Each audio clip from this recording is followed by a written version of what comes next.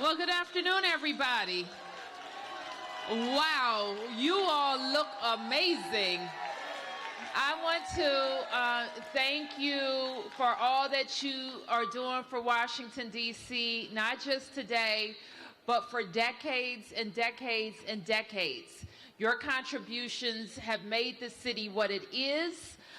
You have allowed us to build great neighborhoods, to continue to focus on public education and public safety, and making sure that our city continues to be a diverse place where people of all ages can live.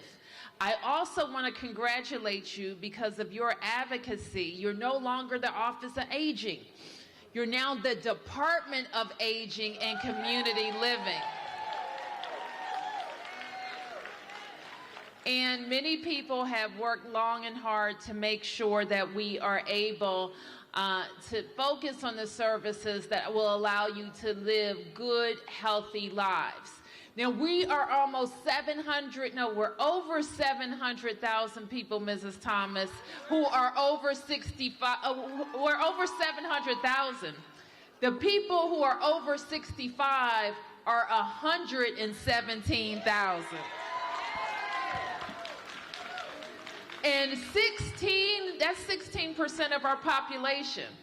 And I dare say that every one of you goes out to the polls and exercises your right and your duty to vote. Now, look at this beautiful building at Ballou Senior High School. Because sometimes we tend to talk about what we think are so-called senior issues. But what I know in talking to seniors is that public education is one of your top issues, because many of you are educators, you put kids through school, you're putting grandkids through school, but more than that, you know that without a quality public education system, we won't have the city that we need and want for generations to come. So I want you to know that I appointed Chancellor Louis Farabee as the Chancellor of D.C. Public Schools, and he shares our commitment to making sure that we are closing gaps in our public education system and providing kids the types of programs that they need. And Ballou is an excellent opportunity for us to rethink how we are engaging kids, getting them in school every single day, and making sure they graduate to become wonderful, productive Washingtonians. And that's important. I just left a program where we are celebrating 40 years of the Marion Barry Summer Youth Program. Now, I don't have to tell you how many thousands of kids have gone through the Marion Barry Summer Youth Program. But this year, we have 11,000. So when I became mayor, I expanded on Mayor Barry's vision and expanded the program to serve an additional set of young people. 18 to 24-year-olds. And now they also have an opportunity. We just left a program at a federal government agency. And that agency is taking 85 kids, and they said they want to pay them on their own rate, on their own scale. And those kids will earn $20 an hour. And they said they didn't want any child to be scared to come to work, so they were going to provide them with a week's worth of clothes so that they would wear a uniform to work. And then they said they didn't want any of the young people to sit at their desk and not go down to lunch and eat with everybody else. So they provided them a food voucher for lunch so that they could eat with their colleagues at the agency. Now, if we could get 1,700 more employers to do the exact same thing, but they are serving as a wonderful example.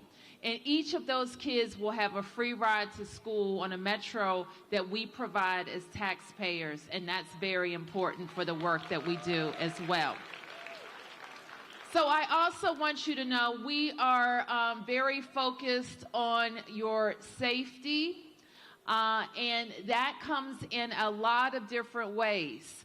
Obviously, we want you to be safe in your communities, walking to bus stops, going to church, going to see your friends, going to whatever you want to do. We want you to be safe in our neighborhoods. So Police Chief Peter Newsham, you all should know him because he's been around with us for over 25 years. He's doing a wonderful job leading our police department. But I want you to always call on your commander, call on the chief, call on your lieutenants if there's anything that you need. The other thing that I want to just ask you, and this is really something I just beg of you really, and I have this same conversation with my own folks, is that we want you to reach out if you think anybody has tried to take advantage of you in any way at all. And they are thinking of scams morning, noon, and night. I got a call yesterday on my cell phone for somebody telling me that my Social Security card was going to expire.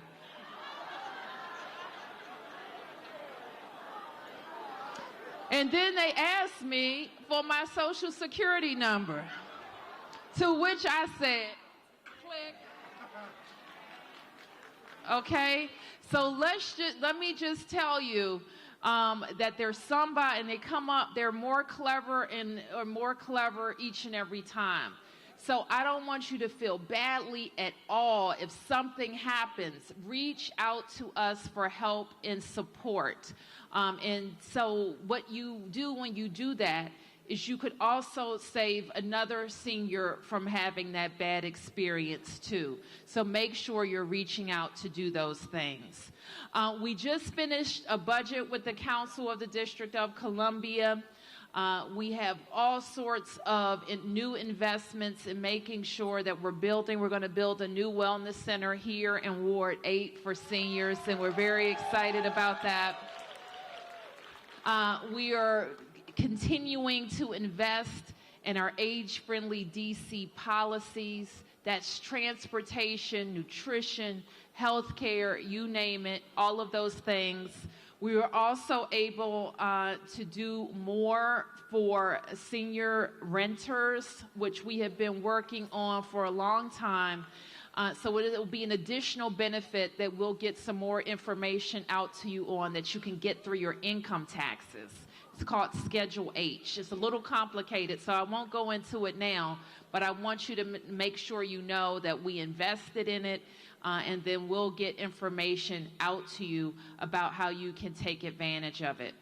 And last but not least, I'll just say this, because you are going to be an ambassador for us with this message.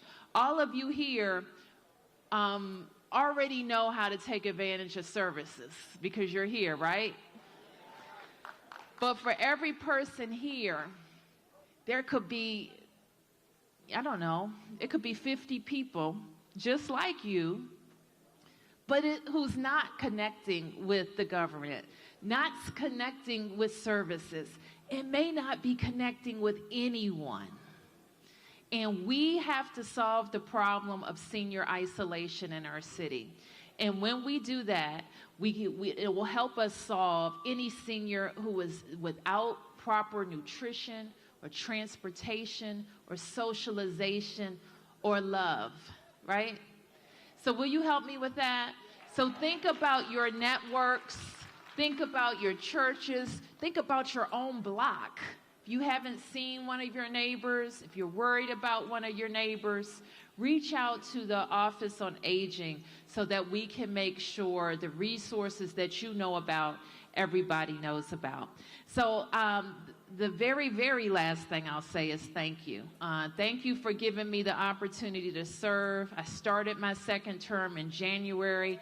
I get to be the mayor of my hometown and represent 4 generations of Davis Bowsers that came before me. And there's really, really nothing I'd rather be doing than being mayor of the best city of the world. Except there's one other thing, being Miranda's mom. God bless you all.